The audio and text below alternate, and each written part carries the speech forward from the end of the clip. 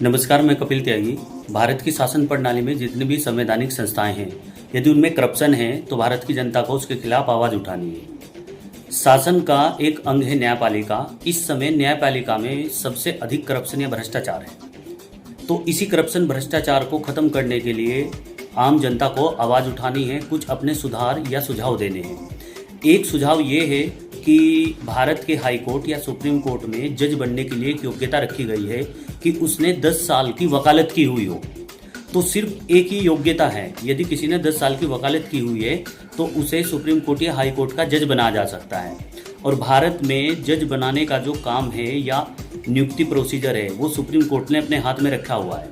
एक supreme court में collegium system है जिसमें सुप्रीम कोर्ट के मुख्य न्यायाधीश इसके अध्यक्ष होते हैं।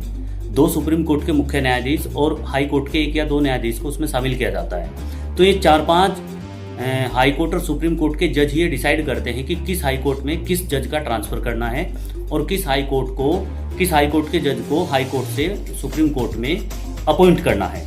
तो इसमें योग्यता में जो एक योग्यता दी गई है कि उस व्यक्ति ने या उस जज ने 10 साल की वकालत की हो तो संविधान से ये कॉलम हटाना होगा, ये 10 साल की योग्यता का।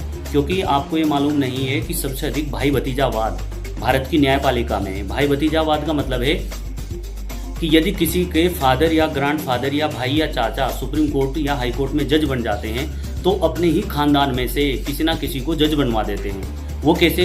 क्योंकि आपने देखा होगा कि जज का बच्चा वकालत जरूर करता है, LLB जरूर करता है, और यदि उसने 10 साल की वकालत की है तो उसे हाई कोर्ट या सुप्रीम कोर्ट में जज बनाया जा सकता है। तो ये कॉलम संविधान से हटाया जाना चाहिए। धन्यवाद।